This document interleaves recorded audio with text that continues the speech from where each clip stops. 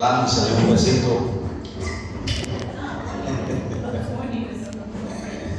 Como decía Rabino Saúl, un ósculo santo. Qué alegría estar reunidos en este día, aquí, esta mañana. Una mañana maravillosa. Los aires de la ciudad están medianamente nublado, el ambiente, está medianamente nublado, pero aquí estamos en gloria. Les invito a cerrar su vista un instante, vamos a orar. Eterno, te damos gracias en este día, bendigo la vida de todos los que están aquí presentes. Bendigo sus vidas, bendigo sus hogares, todo lo que ellos son, todo lo que ellos representan, todo lo que ellos podrían llegar a ser. Los bendigo para que tengan éxito, para que les vaya bien, para que avancen y crezcan dentro del camino establecido para ellos. Creo en mi corazón que son una casa fuerte, son una casa maravillosa que tú has reservado en esta ciudad para cosas grandes. Los bendigo su salud, bendigo sus finanzas, bendigo, Señor, sus planes, sus sueños, sus metas, bendigo sus emociones, sus sentimientos, para que todo, Señor, les vaya bien. Los bendigo en este día, te agradezco por este tiempo que tú nos concedes en esta mañana, estar aquí reunidos. Yo dispongo mi humanidad para que tú puedas hablar, ministrar en nuestras vidas y que podamos recibir de ti la instrucción y el consejo que nuestra alma amerita en esta temporada para hacer todo aquello a lo que tú nos llamaste a hacer. Te bendecimos y te agradecemos y decimos todos amén. Amén. Denle un aplauso al Eterno una vez más.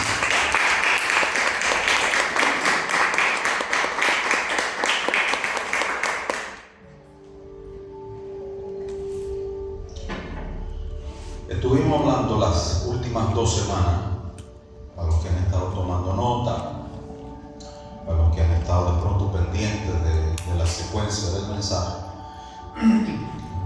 Estuvimos hablando primero sobre la represión de las emociones.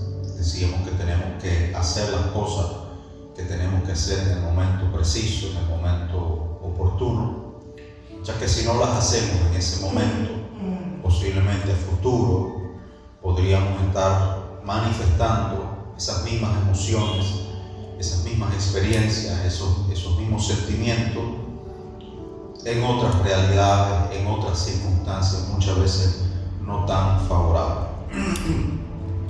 Decíamos la semana pasada que en base a lo que estuvimos hablando y habíamos recibido respecto al tiempo, hablábamos de hacer lo que no debemos de hacer, es decir, hacer en este momento lo que no debemos de hacer, o hacer más de lo que deberíamos de hacer en este momento, cataloga como la operación del Samael, de Samael, que tiene que ver con esa fuerza espiritual destructora que atrae caos a la vida. Es decir, todo lo que es exagerado, todo lo que es precipitado, todo lo que es apurado. Incluso hay un texto, vamos a ir nuevamente hoy bíblico, vamos a Eclesiastés.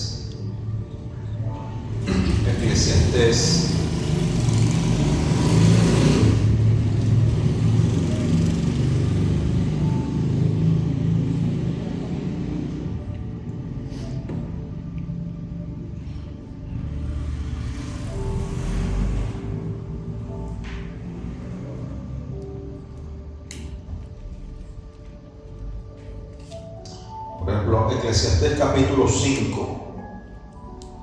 Eclesiastés capítulo 5, verso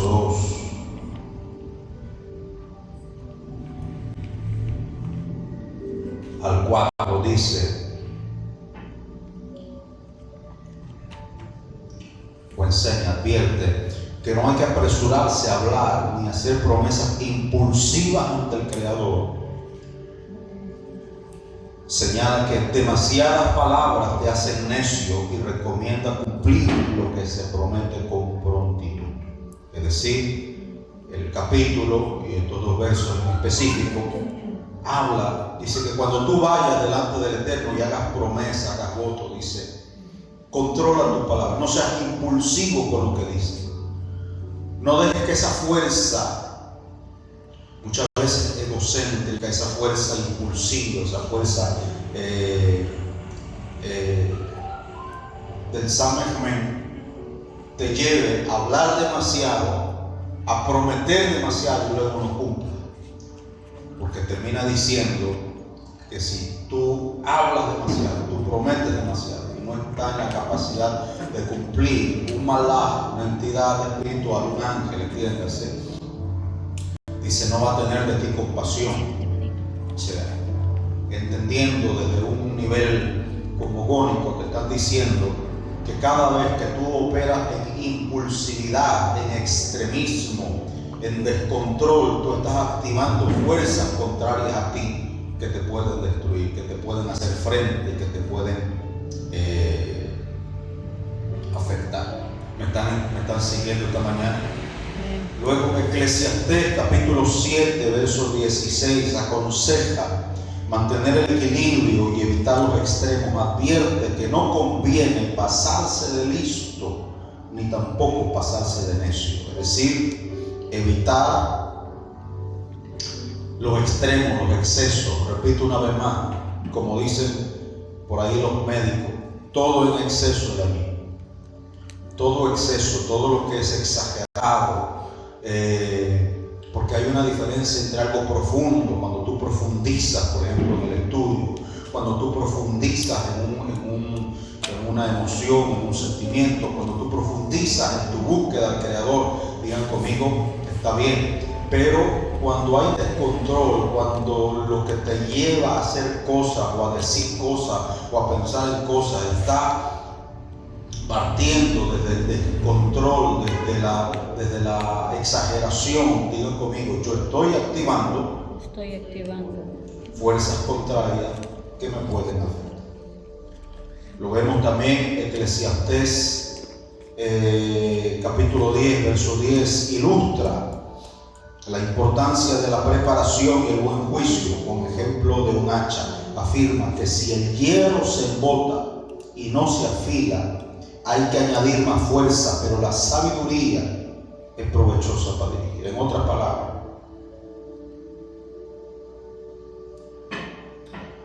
mira el que tenga a su lado, déle una sonrisa y coméntele con amor. Dile, no seas loco. Uno se loca. Porque cada vez que actúas alocadamente, precipitadamente, descontroladamente, tú estás activando esa fuerza de rigor que decíamos la semana pasada, pues como dice Eclesiastés capítulo 7, 16, evita pasarte de listo ni tampoco pásate de necio para evitar arruinarte a ti mismo innecesariamente. Es lo que dice textualmente el texto Eclesiastés capítulo 7, 16. Usted lleva nota, lo lee en casa. Dice que no te pases de listo, no te creas muy vivo, no exageres, pero tampoco seas demasiado tonto, demasiado necio, demasiado bobo, diría algún amigo por ahí. Porque también la gente se va a propasar tal vez de tu necedad y finalmente eso te puede afectar. Entonces la idea, repito nuevamente, central tanto de la Torá, de la Kabbalah y de la sabiduría es mantener el equilibrio. Otra vez digan conmigo, la Biblia, la Torá, la Kabbalah, todas las líneas del concepto de vida nos enseñan una cosa. Digan conmigo, a mantener un equilibrio. ¿Estamos aquí? Entonces, para recapitular, para centrarnos en el día de hoy, cerré la semana pasada diciendo que esta semana íbamos a hablar de lo opuesto, es decir, de la fuerza de restricción en el lado negativo, porque es una fuerza restrictora, restricción, una fuerza de restricción equilibrada, que es correcta, que es apropiada. Digan conmigo, hay una fuerza restrictora. Una fuerza restrictora. Que usándola apropiadamente, equilibradamente, es favorable. Es más, deberíamos de usarla. Hay un momento, como dice el texto de Eclesiastés 3, de donde partimos todo esto, hay un tiempo para todo. Hay un momento en donde dile al que tenga sobre él, tú tienes que aprender a decir que no. Hay momentos en donde tú tienes que poner límites, usar la profundidad de la dimensión de locura, que tiene que ver con la limitación, con de pronto poner parámetros en tu casa, en tu hogar, en tu vida misma. Me estoy dejando entender aquí, de poder decir, espérate, ahora en este momento esto no es necesario, o esto no lo hagas ahora. Decirle de pronto a los hijos, decirle de pronto a tus nietos, cuidado, hasta aquí, estos son los lineamientos, estos son los parámetros, esto como una medida de protección. Pero cuando estos lineamientos exageran, ya no en el grado de demasiado hacia permisibilidad, sino en restricción, digan conmigo, decíamos la semana pasada, está operando la fuerza de Para aquellos que tal vez se están preguntando, es por primera vez que escuchan o entienden estos nombres, ¿verdad? Que usted dice, pastor, ¿y dónde encontramos a este personaje o estos dos personajes en la Biblia? Porque no los había escuchado. ¿Quiénes son? Bueno, yo había escuchado hasta Gabriel, bueno, hasta Rafael, que está en el libro de los Macabeos, pero más allá de estos personajes no había escuchado. Este personaje que acabo de mencionar, espero que ya usted lo sepa y no tener que estar repitiendo la cara, es una entidad desde la tradición judía, ¿okay? Desde la tradición judía, un personaje que se describe, que se dice que fue la primera esposa, la primera mujer de Adán, o más bien dicho, de Adán no, del primer hombre. Digo no de Adán porque entiéndase que Adán no era el varón únicamente. Cuando la Biblia habla de Adán, está hablando dice, y dijo Dios, hagamos al hombre a nuestra imagen y semejanza. Y dice la Torá en hebreo, y los bendijo Dios y les dijo, fructificad, multiplicaos sobre la tierra. Okay. Cuando dice, y dijo Dios, hagamos al hombre, en el hebreo aparece Adán. ¿Okay? Adán, nosotros lo entendemos como el nombre del varón, pero cuando hablamos de Adán, estamos hablando, digamos, hagamos a los humanos. Estamos hablando de una exacto, sí, que los dos, hombre y mujer, comprenden lo que es Adán. Cuando se le da nombre a Eva, ni siquiera el nombre se lo dio Dios. Lo vamos a ver en Génesis 2, Génesis 3, cuando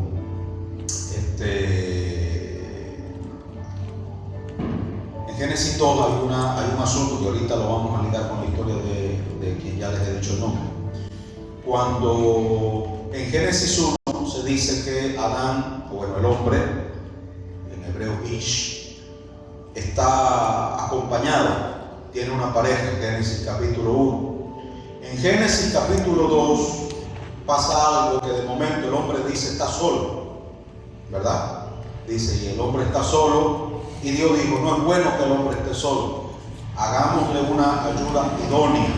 Entonces lo hizo reposar y saca de él, dice la narrativa, la traducción nuestra, abre su costilla y de su costilla forma a una mujer, la cual cuando Adán se despierta, cuando el hombre se despierta, la ve y dice, esta sí.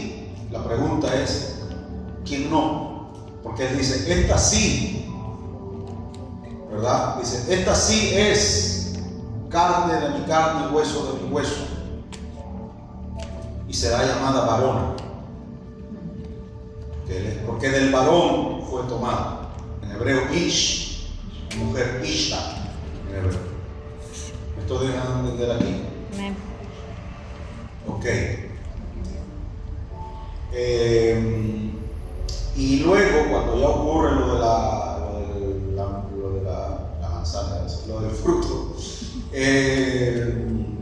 y salen arrojados del huerto, ahí es donde el hombre, que vamos a llamarle Adán, o que se identifica luego ya como Adán, le va a poner el nombre, él le pone el nombre a su mujer Eva, o Java en hebreo, que quiere decir madre de los vivientes, madre de muchos, madre, la mamá de todos los pollitos. Estamos aquí. Que esta es una, diga el que tenga sobre, esta es una mañana para aprender. Entonces, desde la tradición judía o de la tradición hebrea se entiende, se comenta que hubo una primera mujer que el hombre tuvo, y que esta mujer es llamada Li. Por eso que todos los nombres relacionados, ya se lo he dicho en otro momento, Liliana, ¿qué otro? Lisbeth. No, lo que tenga raíz, Liliana, Libet. Ok, tiene que tener la doble lamet, es decir, Lilian. Bueno, esos nombres, que por cierto, cada vez que encuentro una mujer con ese nombre no la mire raro. Tal vez el papá pero es ignorancia y no supo. Y no quiere decir que esté endemoniada, ni mucho menos, sino que en el nombre, reposa esa fuerza, y muy posiblemente, ustedes díganme todas las Lilianas que hayan conocido, y si alguien ve en el YouTube alguna Liliana, no se ofende, yo la bendiga. Pero díganme usted, a ver, piense, eche cabeza, que todas estas que llevan este nombre tienen una característica, que son muchas veces impulsivas, muchas veces dominantes, muchas veces de querer controlar, de querer manejar, de querer, es a raíz de tal vez de la característica propia de la persona, pero el nombre acentúa más esa fuerza. ¿Por qué? Porque se dice dentro de la tradición judía que Lili fue la que no quiso someterse al hombre, es decir, ya que el Eterno los creó y los bendijo a los dos, se dice que en un determinado momento, en algún escenario, los adultos me van a entender, cuando había que unirse, este personaje de Génesis capítulo 1 no quiso ni someterse ni quiso nada. Digo, no, me duele la cabeza. El hombre le dijo, mira que el Eterno no ha dicho, no me importa lo que el Eterno haya dicho, yo soy igual que tú y tú a mí no me vas a mandar, porque los bendigo, y como fueron creados en el mismo nivel, en el mismo instante, el mismo día, entonces ella se veía igual que el otro, y entonces no quiso acatar la norma de someterse al marido. ¿Me dejo entender? Entonces ya venía como que con un asunto ahí de fábrica, un poquito con un asunto. Entonces, al no querer someterse. Esto no lo dice la Biblia, pero sí lo dicen los registros históricos y la tradición judía, que fue desterrada, del huerto.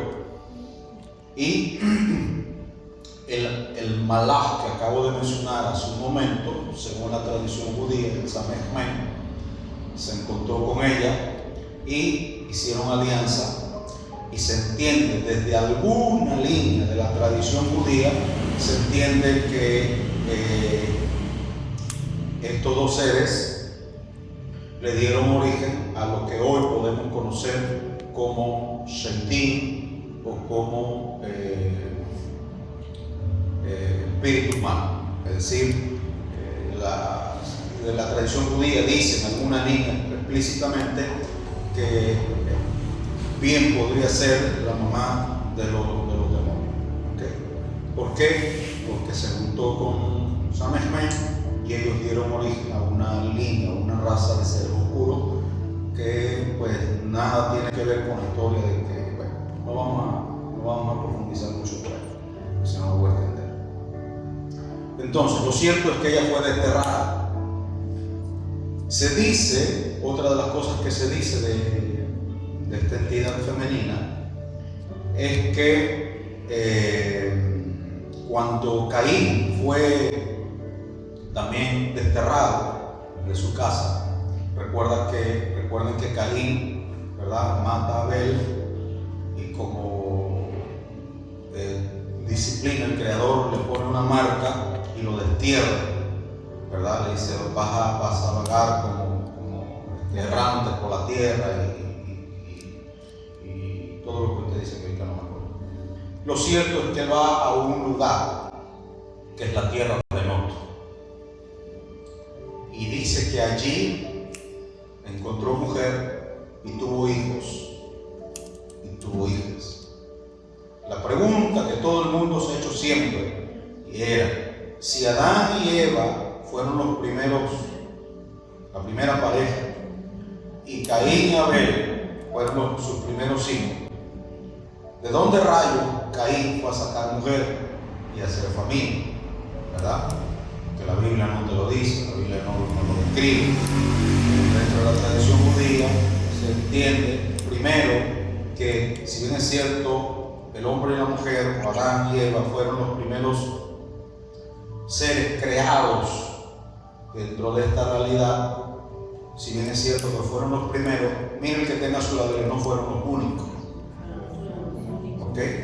Digan, si bien es cierto, no fueron los primeros, perdón, si bien es cierto, fueron los primeros, digan conmigo, no fueron los únicos. Porque el hecho de que la Biblia no mencione al resto no quiere decir que no existan. Es como cuando vemos la genealogía. Dice, y Abraham engendró de Sara a Isaac, e Isaac de Rebeca engendró a Jacob, y Jacob engendró de Lea, fulano, y sultano. Ok, ahí lo menciona de esa línea, pero por ejemplo no menciona, hablando de la línea genealógica, y Abraham engendró de Sara a Isaac, pero de Agar entró a Ismael, y de sus otras esclavas entró a fulano, los cuales sí aparecen en Génesis capítulo 12, 13, por ahí, en el que se menciona que Abraham tuvo otros hijos, a los cuales dice que les dio dones, les dio dotes y los envió. Según la historicidad, se entiende que lo que hoy catalogamos como la cultura hindú, los indios, no los indios de aquí, los indios de allá, los hindú, los indios, las culturas orientales, todos ellos que manejan espiritualidad. La India maneja mucha espiritualidad, los hindúes manejan mucha espiritualidad, los familiares míos del Oriente manejan mucha espiritualidad, mucha ancestralidad, de que saben que se combina esta hierba con la otra. Los chinos manejan mucha espiritualidad, mucho en cuanto a sanación, porque tienen conocimiento. Entonces, históricamente se entiende que todos los ancestros de estas civilizaciones fueron también hijos de Abraham. Porque dice Génesis, que ahorita no me acuerdo, usted ahí puede escribir en Google, los otros hijos de Abraham. Usted va a entender que Abraham los despide y les da dones, que se entiende que eran conocimiento, que esos dones no eran un caballito pintado, una piedrita decorada, no, eran conocimiento. Les dio conocimiento para que ellos pudieran, por eso que usted va a ver mucha sincronía, paralelismo, sincronicidad entre las culturas del Medio Oriente, que se van a parecer un poco, que cambian de nombre, pero que al final viene siendo casi lo mismo, que todos terminan considerando que existe un Dios. ¿Estamos aquí? Entonces, pero no lo describe. Entonces, el hecho de que no los mencione su nombre no quiere decir que no existieron. A lo mismo que el hecho de que la Biblia cite a Adán y a Eva no quiere decir que sean los únicos. Fueron los que se mencionan, pero el hecho de que no se mencionen los demás no quiere decir que no existan.